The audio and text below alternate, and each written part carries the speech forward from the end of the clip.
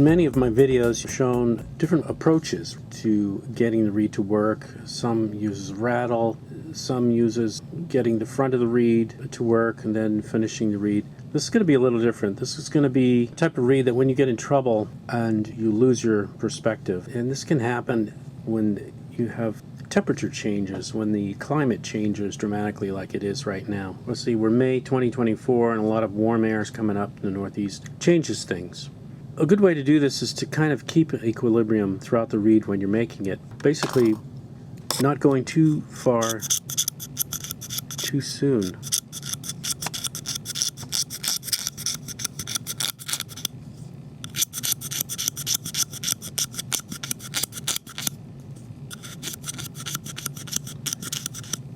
This is a piece of Nikolai cane, which I think is pretty hard.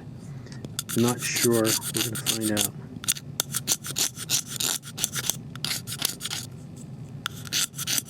Comes off a gouge, which I think is slightly weaker, which I'll be introducing this summer. The V3. Really easy machine to use, very comfortable and consistent. Let's make sure we're at the right place here. So, yeah. In doing this, I'm not going to go too far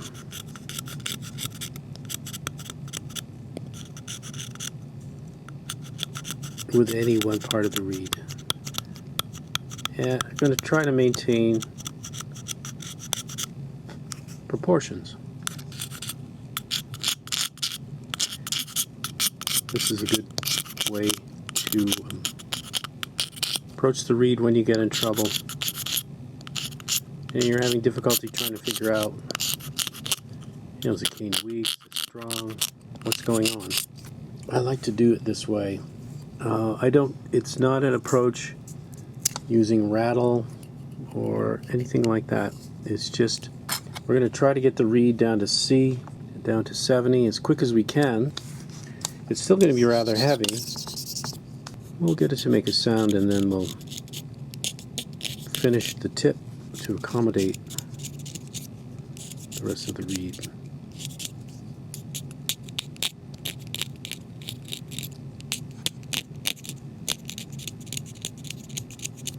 Not really being very delicate.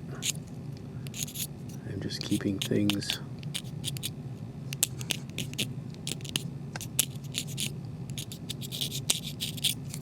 and I don't want to go too far too soon. And so there you have kind of our thirds. And it is making a sound, so it's not overly strong. Let's soak it. Alright. One of the important aspects of this approach, though, is make sure you have a catch.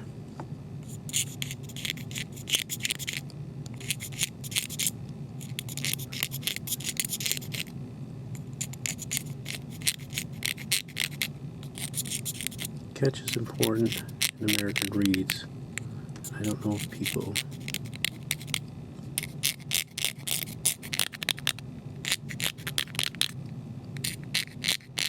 think about it.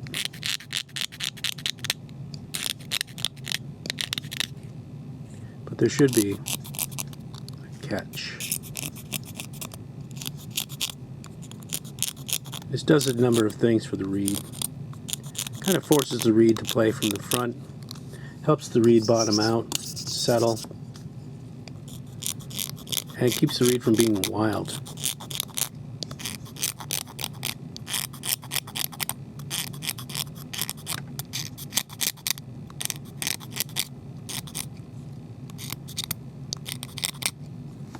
Alright, so there we have that now.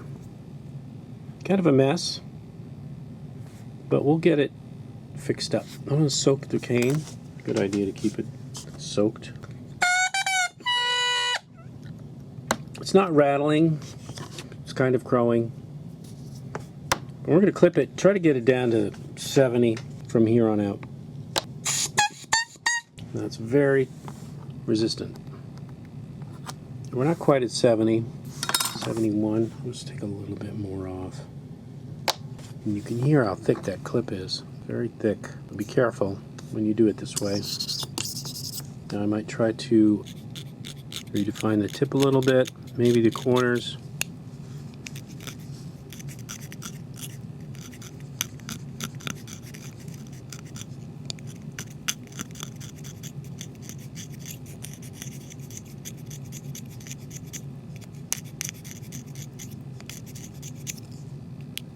Not too much, just enough to get it to play, or maybe crow, because I got more clipping to do.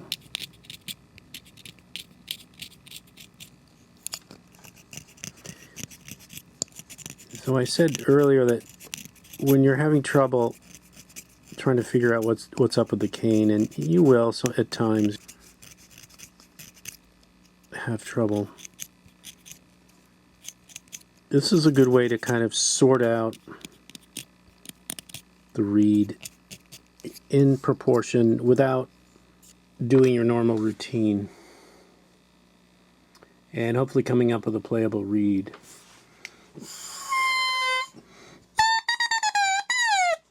So again, I'm going to try to get it to 70 and then try to finish the tip. And we're just about there. It's very resistant still.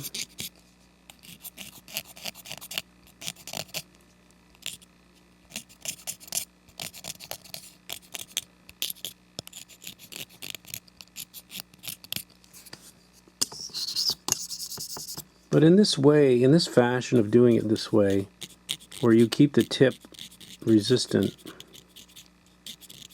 and you keep the reed more proportional, the tip doesn't get away from you. And if the cane is very soft or weak, you can finish the tip for the rest of the reed without having a tip that's too long or too thin.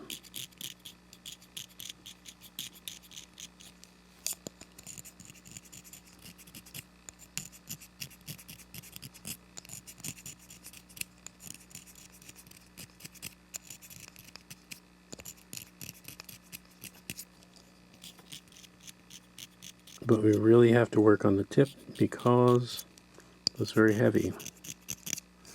Now let's see if we can get it to play. That doesn't look too bad right now.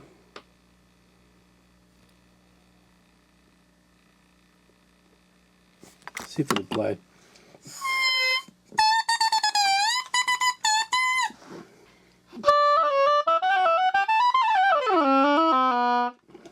Yeah, it plays, but it really doesn't sound very good. And that's because we have to define it a little better. And we'll do that here from the back of the tip.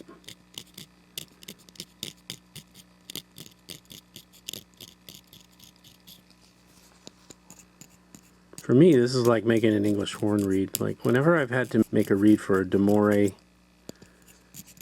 or an English horn, I never knew what I was doing, pretty much. And so instead of getting it to crow or anything like that, I would just basically make the reed until it played. Try to get it to length and then scrape it until it plays. This is a similar approach. You just get the reed to length and then try to finish it. Finish the tip.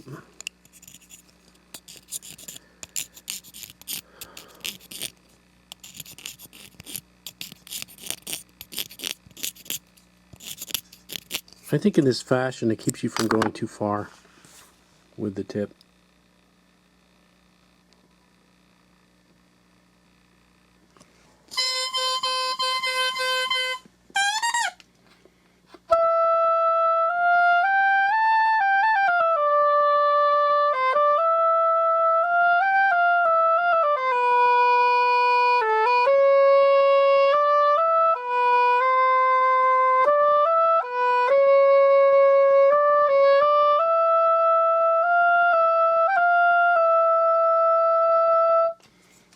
That plays pretty good, and it's comfortable, and it just plays. So I'll do a little bit more finishing, maybe finish the tip just a little bit.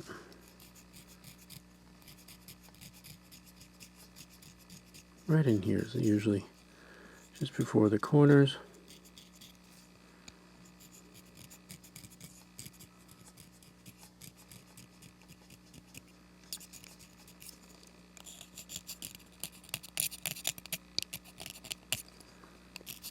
Make it a little supple. And I think we have our finished reed. It didn't take very long to make. We kept everything proportional and in perspective. We didn't go for rattle. We didn't go for any of that stuff. Again, this is my V3 gouge. It'll be coming out this summer. And it is really a sweet gouge. It's a nice gouge.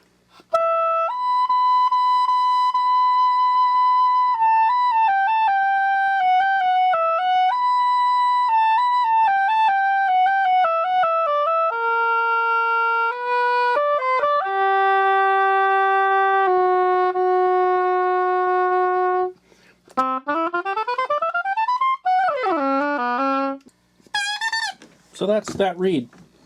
That was a very quick reed, and it worked very well.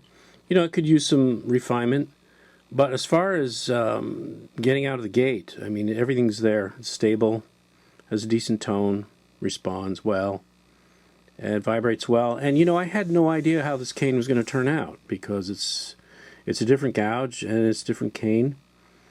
In recapping, we didn't really go for rattle, we didn't go for any of that. We just got it down to this length, finished the tip, and we have our reed. So give that a shot, especially if you're having trouble with the consistency and you're having difficulty finding your way through your cane. This will definitely help you. So good luck with that.